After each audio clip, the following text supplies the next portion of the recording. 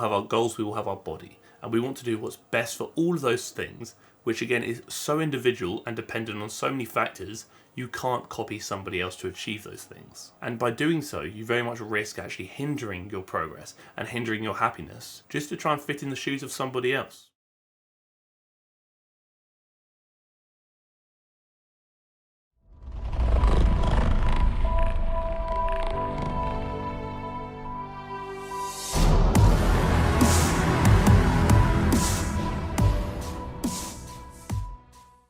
Once again, we're back in front of the camera, and once again, I'm tickling a slightly different video today. But I know I say slightly different video quite a lot, but this time I actually mean it's a slightly different video, because it's not going to be as visually active. It's going to be more about me kind of talking and maybe initiating discussion out of curiosity, because this video has been on my list for quite some time, and it kind of stemmed from a lot of things that have been previously addressed in other videos. And I thought, what a great opportunity to discuss and hear your thoughts on the matter, and also just kind of verbalize some considerations I have surrounding what's occurring. Minimize the video while you're listening, maybe do something in the meantime, and just come with me on the journey of discussion. I'm going to talk about full day of eating videos. And this video topic kind of got suggested, and the conversation arose upon my video in which I covered Sarah's day and spoke about her journey and kind of touched on the realm of eating disorders more so than I ever have done previously, and that got this conversation flowing. And I think ultimately it highlighted a few things for me. It kind of highlighted how I was poorly educated and unaware of how damaging and impactful certain things online could be for those who are suffering from an eating disorder or disordered eating. I also highlighted that I was unaware of how many people within the TFNL community have unfortunately suffered or are still suffering from either an eating disorder or disordered eating, which is kind of why you'll notice over recent videos, having gone from never really touched on the realm of eating disorders whatsoever, I've kind of started implementing that discussion a bit more alongside mental health discussion. If this is something that is impacting my community, then it's something that I need to speak about, and it also highlights a new kind of scope of consideration I need to take when looking at videos. Because this video is going to be very much around the realm of eating disorders and disordered eating, I do need to very much throw in a trigger warning. I'm talking about some things that could be upsetting. I'm talking about some things that could be triggering for many people. I know I sound like a broken record. If anything that I'm producing or any content in general that you are consuming is hindering your life, your happiness and your mental health, it's not worth consuming. Despite how much you want to support the creator you're watching, that's always respected and appreciated, it's still not worth sacrificing a piece of you to give it to somebody else. And there's another thing I want to kind of clarify, which is there is no shame in feeling upset or feeling that a certain conversation or topic might be triggering for you. That's not something to be ashamed of, that's not something to be embarrassed of, and that's not something to hide from. How you feel should be respected by other people and yourself. So please, again, if this video topic or anything that I am ever producing upsets you, I really do appreciate your support. But I would much prefer if you would support yourself first. We're going to crack on with the bits and bobs. If at any point you decide you like the video, please let me know you like the video by dropping a like on the video. 1,250 likes in the first 24 hours is the goal, so if we can reach that, that'd be bloody splendid. Please do consider clicking the red button down below and subscribing to the channel. And if you have a question you want me to answer at the end of the next video, drop it down below for comment question of the week and I shall do so. It's a hat today. Obviously it's a hat every day, but it's obviously a new hat today, I think. Initially I put this on back to front and this is what it looked like, and then I realised it was the wrong way round, but now it's tickling the back of my neck and it makes me feel like somebody is behind me. And if you know me well, you know that if a horror movie is on, I will probably scream. I may even cry. If you ever watch my Twitch streams when I'm streaming horror games, I do sometimes scream. Clarify, I roar because I'm a masculine man. I don't scream. I do because I'm not very good at horror things, all for the purpose of entertainment and torture. I think the first thing I want to clarify when it comes to full day of eating videos is myself personally, for me and who I am, I don't inherently have a problem with them for me. I often do watch full day of eating videos, sometimes because I actually enjoy watching other people eat when I'm eating. Does that sound weird? That probably does sound a bit weird. Now I've said it back, that sounds quite strange. And I also like watching videos of people eating because sometimes it gives me ideas of what I could eat to make my diet a bit more fun and exciting. Do I ever implement those ideas? No. But I like to consider that maybe one day I will. But one of the big things I want to consider when looking at full day of eating videos, if you search full day of eating on the old YouTube machine, a lot of these are kind of bodybuilding based day of eatings. Perhaps that's tailored to my algorithm, I'm sure it is. But the big thing you'll see here, calories, calories, calories, calories. It's very much calorie driven. And this is by no means a dig at any of these creators whatsoever. I watched several of these in my free time and I consumed much of their content. I think as a society, and I'm very guilty of this myself actually, we have this kind of like mass intrigue and maybe potential borderline obsession sometimes with how much food other people are eating. I often find that we compare our intake to the intake of another's. So if I see somebody saying they're eating 4,500 calories, I think to myself, well, why aren't I eating 4,500 calories? It very much triggers that thought process of, should I be doing something differently because they are doing something differently themselves? Although I do not inherently have a problem with these videos for myself, I do think they can be very triggering and upsetting to many, partly due to the mass focus on interest in what other people are consuming, especially when considering a calorie number or maybe even macronutrient breakdown. And when I speak about calories, we understand that calories are energy. To gain weight, you must consume more calories than you expend, so burn. To lose weight, you must burn or expend more calories than you consume. So calorie surplus for weight gain, calorie deficit for weight loss. Then you look at macronutrients. Although there are 4 macronutrients, being fats, carbs, protein, and alcohol. Alcohol is technically a macronutrient. We really consider fats, protein, and carbs. Each macro has a calorie value. So 1 gram of protein is 4 calories. 1 gram of carbs is 4 calories.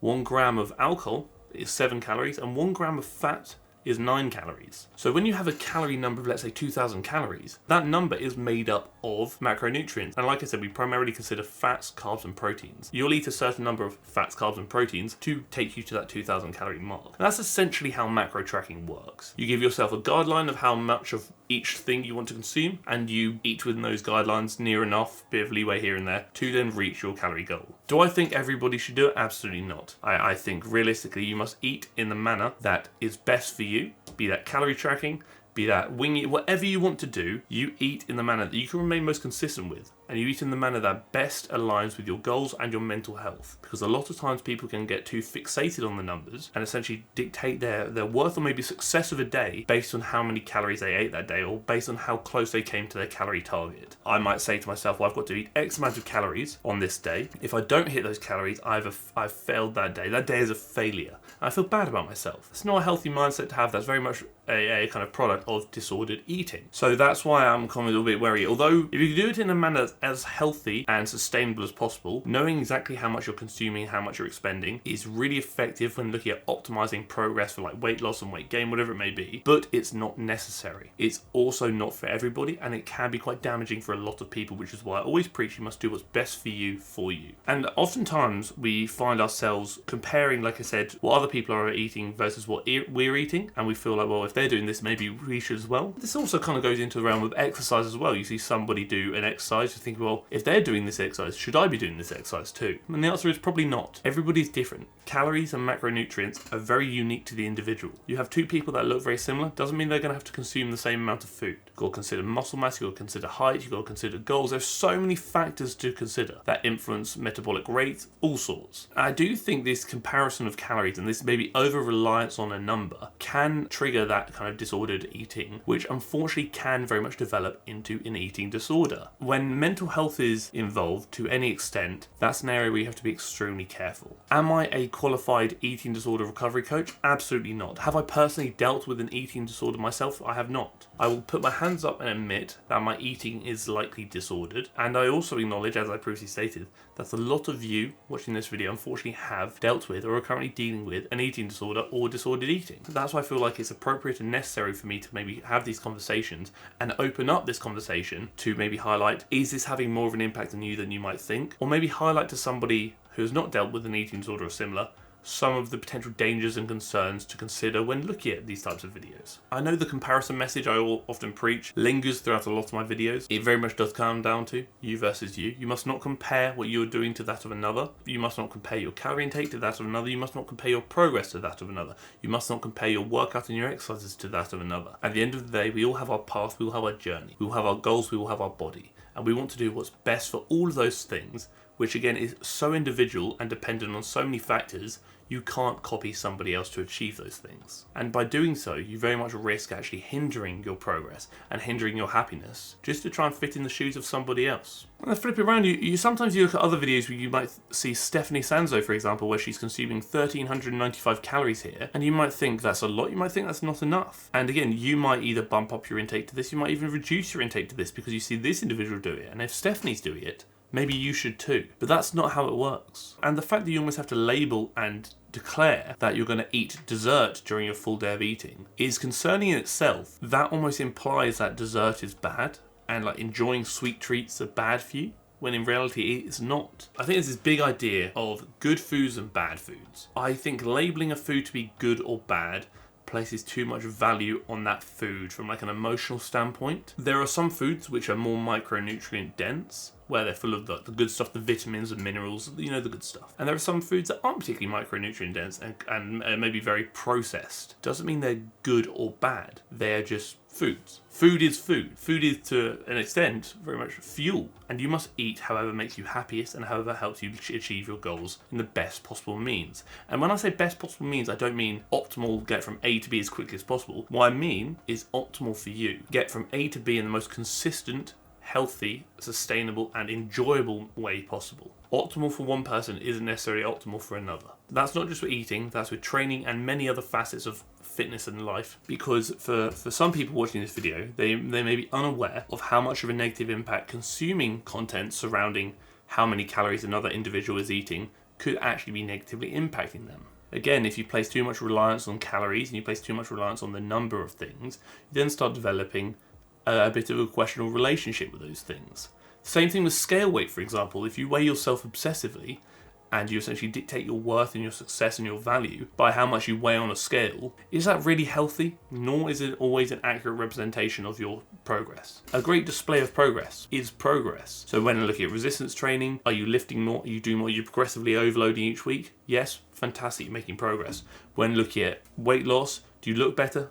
Do you feel better? Are you happier? Huge progress if you ask me. I've deliberately not clicked on any of the videos we've kind of gone over today because I don't want to kind of draw too much attention to the thing I'm kind of suggesting could potentially be damaging or harming you. And again, I do just want to reiterate that I have no issue with any of these creators whatsoever, not in the slightest, nor do I have a personal issue with eating videos myself, because again, I do consume them. But I do want to acknowledge how they can be damaging and harmful for a lot of people. And I kind of want to clarify why that might be, being the over-reliance on calories, the over-comparison of calorie intake and macronutrient intake, and maybe the potentially unintentional message promoted by a lot of influencers that might suggest that to achieve what they've achieved, you must do what they are doing, when that is not the case. As I've said many times before, we're all individual, we're all unique, we have our genetic makeup, we have our body structure, we have our goals, we have our lives, we have so many things that are unique to us, and we must do what's best for us, as you must do what's best for you, for you. If whatever you're doing is hindering your life rather than enhancing it, that's a problem that needs to be addressed. Because as I've stated many times before, and it may even be on the bingo card, fitness is about enhancing your life, not hindering it. When we look at enhancing your life, I don't just mean enhancing your physical health. Is it enhancing your mental health? Is it enhancing your social health? Is it enhancing other facets of your life external to just the fitness industry and the fitness realm? I mean, it's a supplementary part of your life that is there to make your life better. If it ends up taking away from other aspects of your life and you're sacrificing those aspects of your life to enhance just that fitness realm, something needs to be addressed and a better balance needs to be maintained, which I understand and fully acknowledge because I'm very much guilty of this myself, and I put my hands up and I admit that. It is much easier said than done. It's a journey and it is a learning curve. We're all approaching this from our own starting points. We all have our own destinations. How we get there? There's no one best way. There will be bumps around the road. You may have to take a few detours on your journey, but it's about finding the best way to get there for you, learning some lessons along the way, and ensuring that you're managing to improve the quality of your life external to just fitness while you're on that journey. And you need to ensure that along that journey that you're improving the quality of your life in many areas, not just fitness. I'd love to hear your thoughts and opinions down below in the comment section. Like, what do you think about full day of eating videos? Myself, for me, I don't have a problem with them, but I understand and acknowledge and admit that I do believe they can be problematic. This channel is not about me, it's about us. So something, although may not impact me personally, if it is impacting another member of the community or multiple members of the community, it's something that I need to address and we need to talk about. As a family, as a community, we work through this journey together. And as I say many times in many videos, if anyone does ever need to talk to anybody about anything, please understand that my DMs are always open. Although I may be a bit slow sometimes, I will always reply, and I encourage you to reach out and talk to me if you feel comfortable in doing so, but please never feel any pressure to do so. But that is it. That is the video. I do apologise, it's a bit of a ramble. But like I said, it's been something that's kind of been lingering in the back of my mind for a while now, actually a few months now. And I felt like, you know what, let's have a chat with it. But now, obviously, we must crack on with comment question of the week. And it's a bit of a training related one. It's actually one that recently popped up. Would you do a lat pull down, then single lat pull down, or just one of the exercises? So obviously a lat pull down is often with two hands, like so, you know, the pull down. A single lat pull down is essentially what it is, a single arm lat pull down, one arm. It really depends on what you're trying to achieve. Why are you doing that pull down? So although the lat pull down, the typical one with the, you know, the arms over like so, will work the lats, it probably doesn't work the lats as much or as effectively as you might think. When doing a movement that really places a lot more emphasis on the lats, we're looking at a shoulder angle of really no more than 120 degrees. So if I go side on, we're looking really no more than this, about 120 degrees at the armpit. Obviously a lat pull down takes you up here, let's say about 180 degrees. We want to be pulling from in front of us down. So that allows us to keep our upper arm really close to the body. One of the primary functions of the lats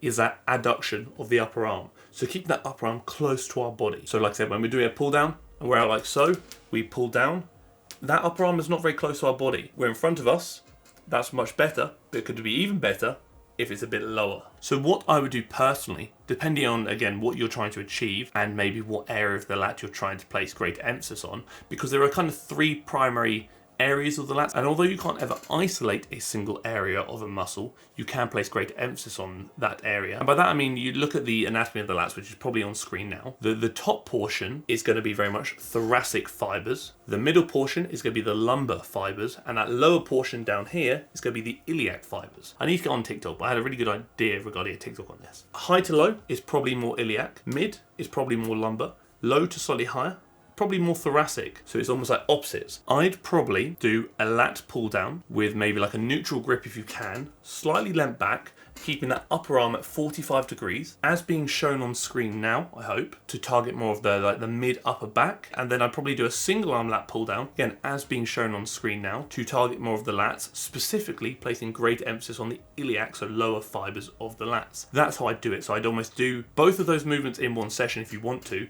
but for different purposes. One being more mid upper back, one being more lat dominant. You don't have to, that's merely an approach to it. You can certainly do them on separate sessions, or like I said, you can do them on both. It really is up to you. 1,250 likes in the first 24 hours is the goal, so if we could reach that, that'd be bloody splendid. If you haven't already, please do consider clicking the red button down below to subscribe to the channel, and maybe even the bell next to it so you get notified when I upload every week, twice a week. And if you too have a question you want me to answer at the end of the next video, comment that question down below for comment question of the week, and I shall do so. Thank you for tolerating me. Thank you for tolerating my lack of visual appeal and extensive ramble today, and thank you for tolerating the video.